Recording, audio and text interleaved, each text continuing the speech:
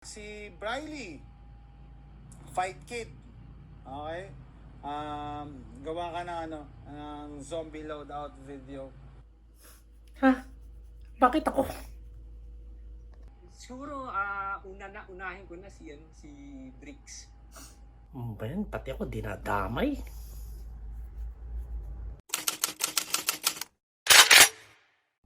Okay guys, this is something different, no? So we've been nominated twice to show our zombie loadout for 2026. Tara, samahan niyo ako. Just to give context, yung zombie preparedness, it's getting you ready for all kinds of scenarios. Pwede itong man-made, pwedeng nature, or kung ano man. Ibig sabihin lang nito, kung handa ka sa zombie apocalypse, handa ka sa kahit anong klase ng sakuna.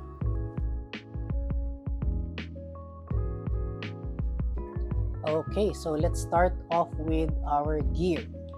So, meron tayong tactical belt, may mga magazine pouch ka dito, dump pouch, a small bag here for your medical kit, and also holster. So we're running a SciTac na adjustable holster. Na-try ko na to sa 1911s, Glocks, Berettas. Konting adjustments lang dito sa screws and it works. And since wala siyang cover dito, pwede siya yung mga pistols na meron kasamang red dots. Next on the list is yung ating bag. So I got this bag sa Caliger. It has the same quality ng 511, so it's very durable. So I suggest guys, punta kayo doon. Marami kayo makukuha mga prepping stuff doon for zombie apocalypse na magugulat kayo na need nyo pala. No? Ako nabudol din ako sa kanila eh. Madami ako nabili. Dumaan lang ako eh. Anyways, let's go now to the next na kailangan natin sa ating prepping or zombie loadout, which is a water bottle, a water container. No? Kasi we cannot survive 3 days without water. Physiology natin. Aside from water, ang importante rin pagkain. No?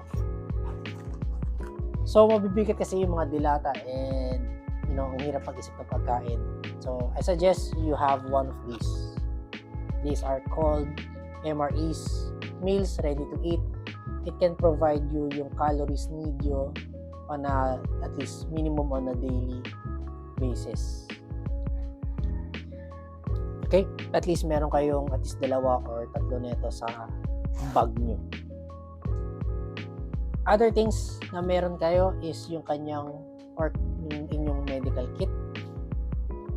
So actually, pwede kayo magbuo ng sarili yung medical kit like I did, no? So what do I have here? Meron ako nitong isang maliit na bag ng mga gamot. Ito yung mga over-the-counter drugs natin. Katulad ng mga Diatabs, antihistamines, Montelukast, paracetamols, no? Tapos may kasama rin siya ditong mga strepsils, humingi rin ako ng mga antibiotics. So, paano kumuha ng antibiotics na over the counter? Maghanap ka ng kaibigan mong doktor, magpareseta ka, sabihin mo, lalabas ka ng bansa. Bibigyan ka ng lata. So, ano yung mga importanteng antibiotics? Any antibiotics na broad spectrum antibiotic, meaning marami siyang or malawak yung coverage niya ng mga nasasakop na pwede niyang patayin na mga pathogens such as coamoxicillin, coamoxiclav, doxycycline, tsaka ano ba yung malakas na antibiotic? Yung 3 days lang, I forgot eh. Pero, yun. Yes, azithromycin. Okay. Next on our list is neto. What's this? It's a tourniquet. So, ibabalot nyo lang siya di sa sa extremities nyo. It's either sa braso or sa paa. Tapos, iikot nyo lang tong tab niya to hanggang sa sumakit siya. Pag masakit na siya at nararamdaman nyo nang tumitibok siya sa loob, it means na effective na siya nun. and you should see that the bleeding should stop do sa lower. And nakalagay, susulat ko lang dito yung time compare nyo siya nilagay, no? So it gives you additional like 30 minutes before you bleed out, at least makakuha ka na ng proper medical attention. Now, kung ito ginagamit sa extremities, sa paa, sa kamay, paano naman pag nasaksak ka ng ibang survivor, sa baril ka ng ibang survivor sa torso mo? You need at least 5 of these. These are bandages, no? So, ang purpose nito is that when may butas ka, let's say may butas ka sa chest, ang gagawin mo dyan, ipapasok mo siya dun sa loob para mag-stop yung bleeding. Masakit siya? Yes, but it will buy you time until you get proper medical attention. No? Another important thing na you need, it's a multi-tool. Kasi hindi mo alam kung may puputulin ka, may ayusin ka. So may plies siya dyan, screws, lagare, extra knife. Very useful on a lot of different scenarios. So I suggest you have a multi-tool. Another useful thing is you should have at least one knife. So this is a survival knife, folding survival knife. Puto lang paracord or whatever. Very useful. Another thing is this one. This is a magnesium flint or fire starter na may kasama rin siyang whistle. Binalutan ko na rin pala siya ng tawag dito, duct tape, kasi maraming useful din ng duct tape. And just leave it to your imagination. So, aside from lighter na nauubos, itong matagal ito maubos because it can be used for thousands of strikes and it still works. Ang gagawin mo lang, kuha kang cotton balls or mga tuyong dahon and just spark this like this. There. So, you have fire. Another useful thing is this one. These are binoculars. Let's say, pupunta ka sa grocery. Ako, personally, kung may zombie apocalypse at magraran ako ng mga supplies, gusto ko munang gumawa ng a little bit of reconnaissance, no? Observe muna ako ng 2 hanggang 3 oras dun sa area. If may threat, at least alam ko. Hindi ako magugulat na, fuck, may kalaban. At least you can act accordingly. You can see far with these, no? So that's very useful. Another useful thing is this one. This is a smoke device, or some people call it a smoke grenade. No, you can use this as a retreat. Pang-retreat mo kung aatras ka na during a fight sa mga ibang tao or zombie para malito lang sila, takbo ka na. Or you can use this as a tactical advantage. If may mga zombies sa isang building, butasin mo yung salamin, bato mo to, or yung mga kahit tao, lalabas sila dun sa nearest exit, then you just, pick them off. There's also another use for this, another tactical, kasi most likely soldiers know that if meron ka nito, you are retreating. No? But another purpose of this, let's say this point A, this is point B. Ang ginawa mo, nagbato ka dito sa point A ng smoke grenade, dito siya uusok. So yung mga kalaban, since alam nilang paalis ka, lalapit sila dito. But you are in point B that you can actually pick them off. Now, of course, if you have this, you also need this. This is a gas mask. No, so you can walk through the area na may smoke. And hindi din natin alam if yung virus is airborne, no? Airborne meaning yung virus ng zombie is nasa hangin. So, kailangan mo na ito. Very useful. Dahil, magkaroon ulit ng COVID, better prepared than wala. And lastly, in our bag na bag is this one. Comms, communications, radio. Most likely, yung grid natin babagsak. So, yung mga telecoms like Globe, Smart, there's a possibility na hindi siya gumana. So, I suggest you have 2 of these. Isa sa bahay mo at isa dun sa tatakbo para kumuha ng supply runs.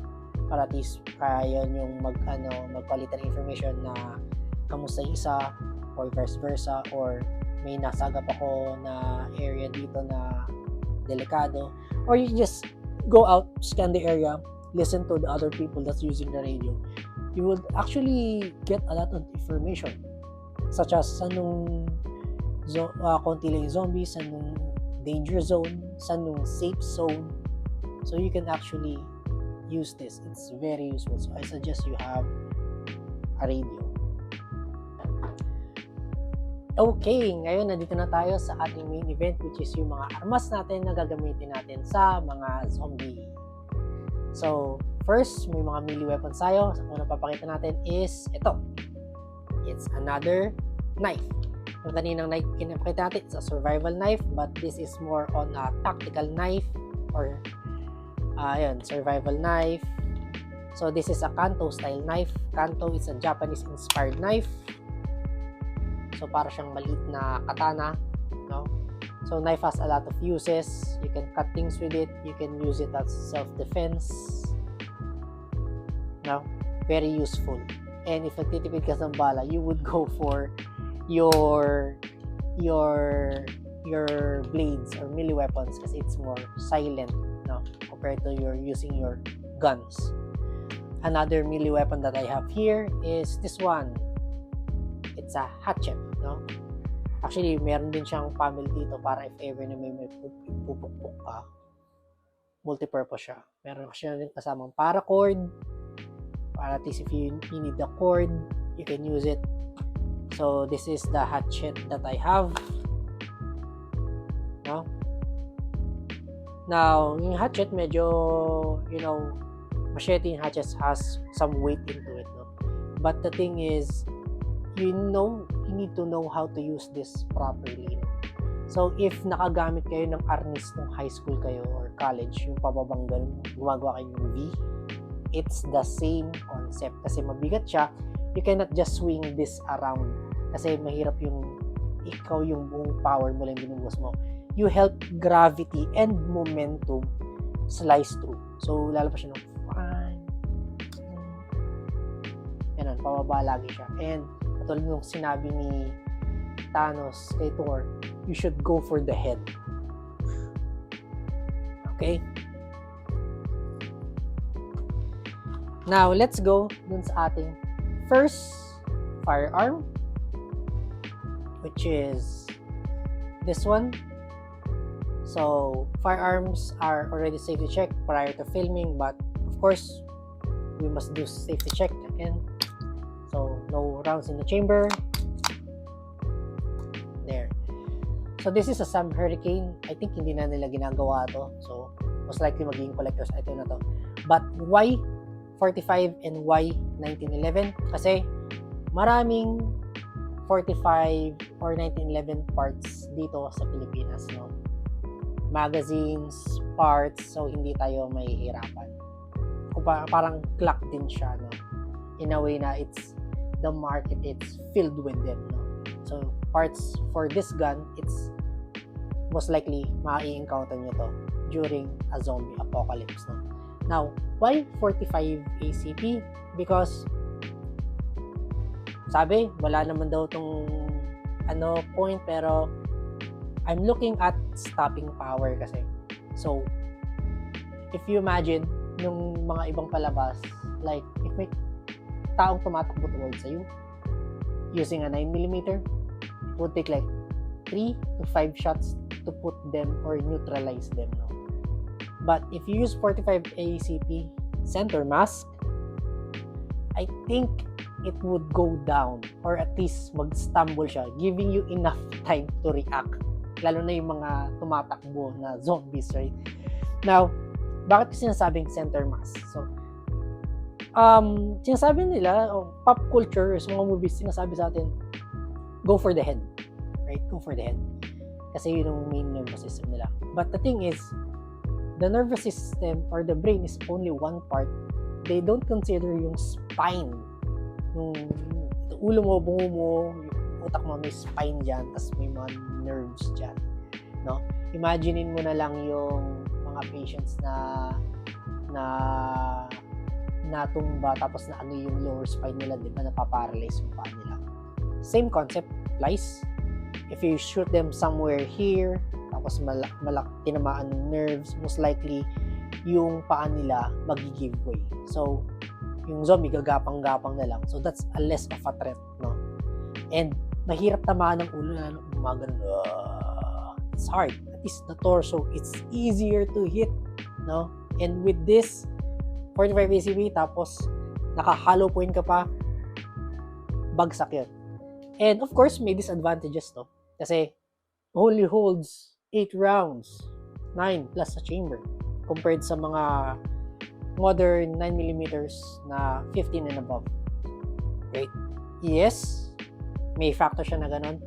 But I think I'm confident enough to hit someone with this or zombie in the chest. Kasi nag-firing kami once and we're hitting pistols at 80 meters and tumatama naman. So I think I'm confident enough this. So what I have here pala, it's Sun Hurricane, fiber optic front sight. I want to build on target acquisition. Okay.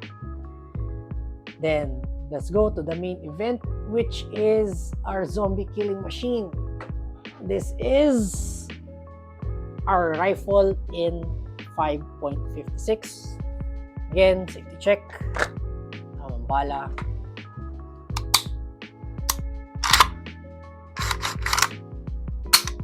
Kapit natin kasi mas maganda siya tingnan.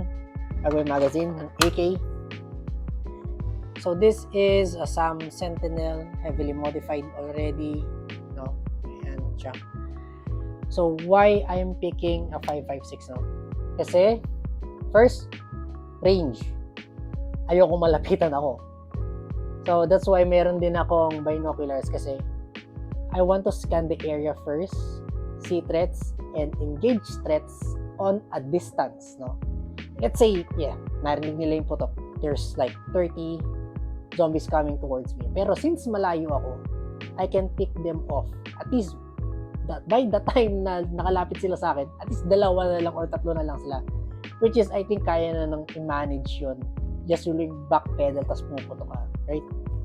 So, another thing na nilagay ko dito is, of course, you have your red dot para faster target acquisition. Important natin yun. And, maganda rin din sa 5.56 if you hit soft tissue, it tumbles. Same concept nung ina-apply ko dun sa pag-shoot the torso, it tumbles tas magka-fragment siya. Most likely may tatamaan dyan na spine part or nervous system part na mag-disable siya. So, yun. Of course, there's advantages pa din. There are always pros and cons on everything. A disadvantage, ammo. It's not readily available and it's expensive. But for me kasi, I live near the military base and pwede naman tayo manghingi kay body. And I think during those time of crisis, mamimigay sila ng bala. Every able body will contribute to the fight. I think Philippines has a high chance of defeating the zombie horde during the early stages. Yung hindi pa sila gano'ng karami, kaya natin sila kasi we have 2 million gun owners tapos hindi pa kasama yung army doon. So, yun, kung kaya natin magsama-sama, I think we can finish up. Pero kung, naka-establish na sila ng isang major city like Manila, medyo mahihirapan tayo. No? And another thing why I pick an AK style over an AR style because of the piston system, no? Kasi ito, sa Pilipinas tayo, ulan, dumi, dagat, putik, ito tatakbo to without masyadong linis, with minimal hiccup compared sa mga gas operated ARs kasi like a few rounds, a few hundred rounds, kailangan mo na linisin. And during those situations, sa pag gumanon ka, tas hindi pumutok, tas andyan na, naku, tapos ka doon. That's why I'm going with this AK style SAM Sentinel 5.56. Okay, so I hope you like this video. Before we end this video, we need to nominate at least 3 to 4 nominees to continue the challenge. No? The point of this challenge is to share information kung ano yung mga loadout because we can learn from each other. At the same time, it's a fun and entertaining, discussion between gun owners and how cool guns are dito sa atin. No? So, the rules are, you can only use or yung loadout mo kung ano lang yung meron ka, bawal yung wishlist. Kung ano yung meron ka, yun na yun. Okay? Then after the video, you should nominate at least 3 to 4 people to continue that challenge. No? So my first nominee is Kripen. So, Kripen of Guns Pinoy. I know you have a lot of guns, bro. I know you're tactical. Show us what you got. Next is Sir Vince of MVP. Siya yung unang-unang nag-review ng SAM Sentinel. Kaya rin ako napabili because of his review. And I think he's also a cool guy na would share his arsenal to us and ano yung mga tips na makukuha natin during this discussion. Another one is Sir AJ, coming from the uniform personnel of Sir AJ of OGP. May mga tactical siya na pwedeng isuggest sa atin that civilians can apply to their daily lives. And another gun owner that promotes guns, it's Guns and Recoil. I'm a big fan of his channel. If hindi mo ako punta ng guns yun, nanonood lang ako ng video niya hanggang nakayo ko yung sarili ko na kailangan ko punta. So, yun. So those are the 3 persons that I nominated. Kripen, Sir Vince, Admin AJ, and Bangs and Recoil. If you like this video, please share and thumbs up. Have a nice day.